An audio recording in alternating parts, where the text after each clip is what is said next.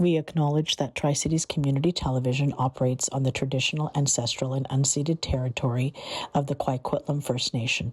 We thank the Coquitlam who continue to live on these lands and care for them along with the waters and all that is above and below. We're in Port Coquitlam Repair Cafe.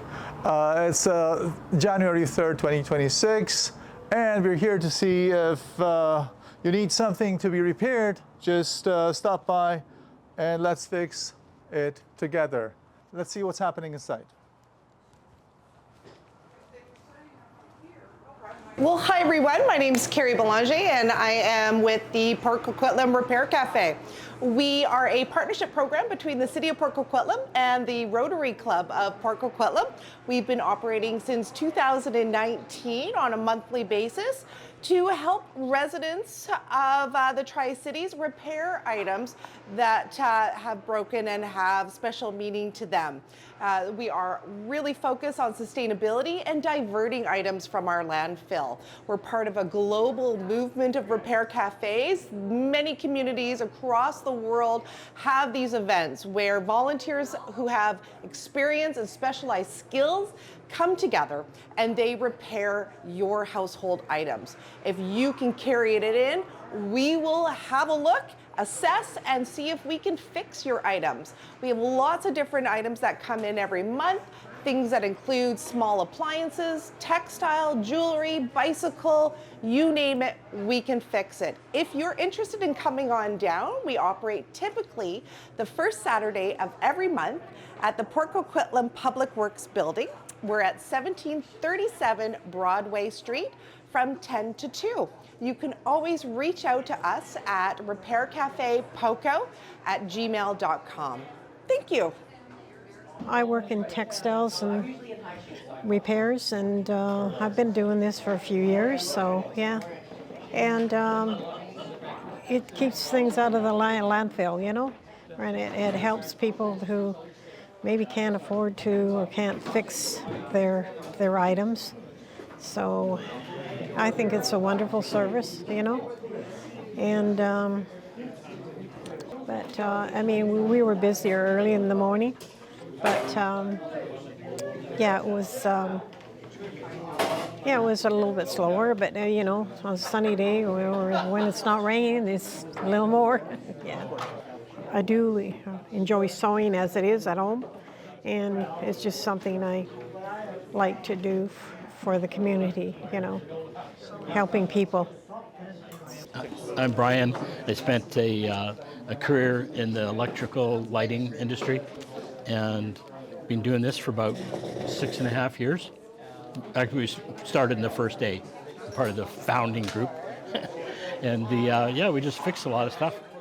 Some of it's really interesting. Some it's not fixable, but I think our number right now, I think we're at 81% success rate. So that's over a 6-year period. So we do fix a lot of things. And we have a lot of collaboration, like everyone helps everybody do something, and like that kettle over there, like there's probably 5 people that have worked on it today. So there's a lot of collaboration and a lot of interesting backgrounds for people's business that they've been in. So there's a lot of smart, ingenious fixes that we've done. I'm getting quite used to fixing stuff now. So a lot of the stuff isn't so challenging anymore because we've seen a number of repeats of things. So now it's not a surprise anymore. I mean, I fixed part of a Prius glove box today. that was more unusual, but normally we're not working on car parts. But yeah, it's just kind of fun. We do a lot of interesting things. One of the guys, Dax, when he's normally here, he's away today, but he's an aircraft mechanic. So he taught us how to use aircraft tying tools, and so we fixed a bunch of things with that. and you know, I grew up on a farm, so you know, you never hire anyone on a farm. You fix it yourself. So So that's kind of, it's always an interesting month. My name is Pam. I've been with Repair Cafe Port Coquitlam since the beginning. My background is sewing. I've worked in a sewing industry, so I do have a fair bit of knowledge, so I'm able to repair a lot of items that come through here that maybe some of the others don't feel quite as confident trying to repair. So today, for instance, we had zippers, which is one that a lot of people are not feeling comfortable to repair, but we'll replace zippers, hem pants, fix rips. Our biggest thing is trying to repair as opposed to alter, though we will hem pants for most people because it's fairly easy to do. It doesn't take too much time to do. But the idea is keeping things out of the landfill, keeping people being able to continue using their different items. So we've repaired things like backpacks. It's not just clothing. As long as it's textiles, it's something that we can get in and repair. We pretty much do that. So. I'm David Smith. I've been working with Repair Cafe in Poco since 2019. I've moved to Langley and Vancouver, but I always come back here. It's such a great group of people, and it's such rewarding work. We're often fixing things for people that would be too costly to repair, but they have some sentimental meaning. So this morning was a rocking chair that belonged to Grandpa when Grandpa was a little kid, and his granddaughters brought it in to see if we could fix it. It was a little complicated. We're going to do it next month. But we have all kinds of examples of stories like that, carvings from a special trip that a couple took that didn't make the trip well or whatever, and some very practical stuff. We also, because a lot of woodwork involves gluing things back together, we're kind of the gluing corner, and we use a lot of different kinds of adhesives, epoxies, crazy glues, and so on, to try to put things back together that people have a great attachment to. That's fundamentally what happens here. Yeah. Rewarding sometimes, right? Yeah. We had a 5th year anniversary last year, and we sat around and talked about all those very unique stories, not the mundane, but the stuff that had something to do with 3 generations, or that special meaning that was attached to a jewelry box that no longer opened and closed properly that we're able to fix, and things like that. Very rewarding. I have a lot of miscellaneous and woodworking tools, but my carving box gets used every month. My name's Jason. I've come here for almost a year now, and I work on elevators as my normal job, but it's fun coming here and using a variety of skills to help hone my troubleshooting skills. So it's an extra challenge trying to fix things without any instructions or information, and it's amazing what we're able to fix. Today there was sewing machines and radios and other devices, and it's nice being able to keep some stuff out of the landfill. So today I'm like fixing a sewing machine. It feels good, the people appreciate it, and it's hard to find repair shops nowadays. And that I tried replacing the battery, and it didn't work. So this is basically broken. It was connected to these have such fine inner parts that if it gets stuck, it just stops working.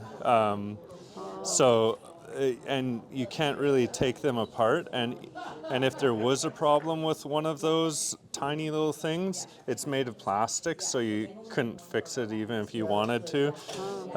So the only way you could fix this is by getting a whole new clock portion. Okay. Yeah. Thank you. Yeah, no problem.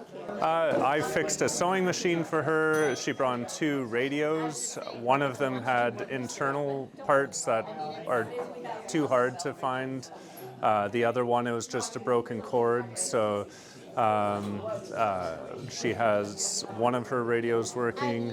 The clock she brought in, like some people don't, they just bring it in, but it might be like a dollar store sort of clock that was never designed to last very long in the first place. And so then we just say it's not worth trying to fix that and you have to buy a new one. But for things that are repairable, like Andy here, he told them to get some components and then we're able to fix them. A lot of grills and like George Foreman grilling machines and things like that can be fixed just by components that are designed to break when they overheat. Okay, my name is Andy Seacrest. Yeah,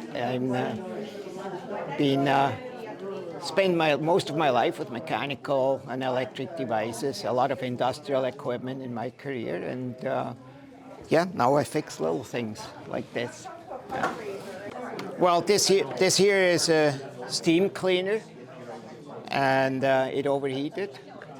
So it's one thing we see often in products that have heat involved, different types of appliances and whatnot. So we changed the sensor on it that burned out, and now it was actually a symptom. So there's another reason why it did burn out.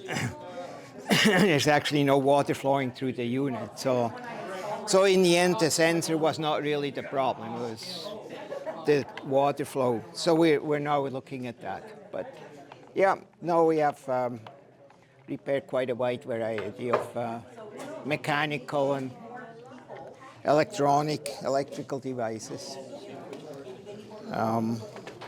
This here is a control board from an oven that also needs a new relay put on.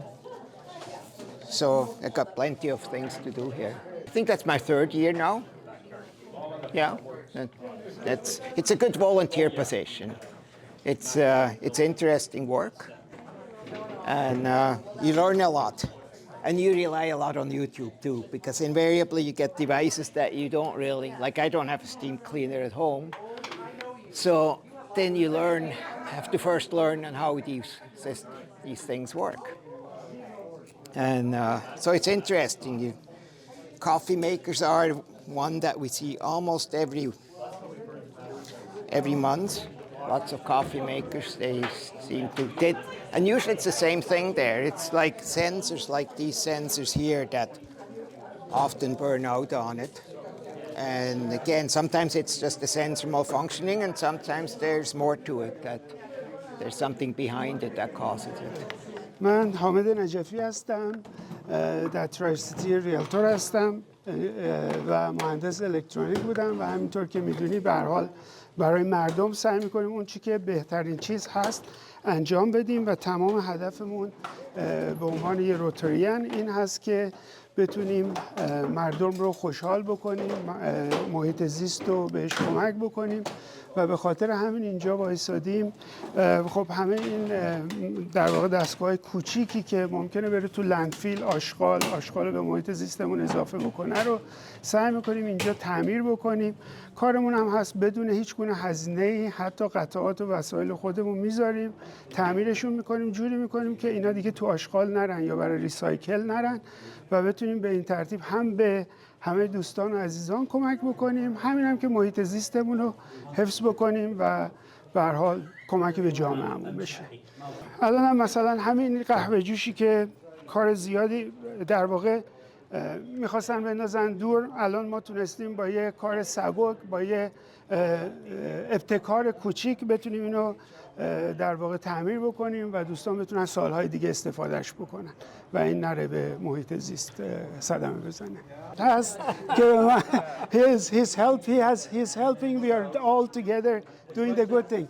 Go ahead. I've been doing Repair Cafe for 3 years, and I get to meet people like Haman, and it's really fun repairing things, and the pressure's off because if you don't correct it, it doesn't really matter, but 80% of the time we can repair things, and so we keep things out of the dump, and that's the whole premise of the Repair Cafe.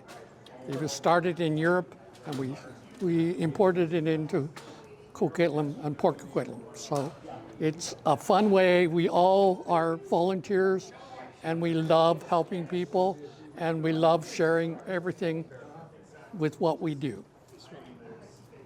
Yeah. It's just helping people and keeping the stuff out of landfill. That's right.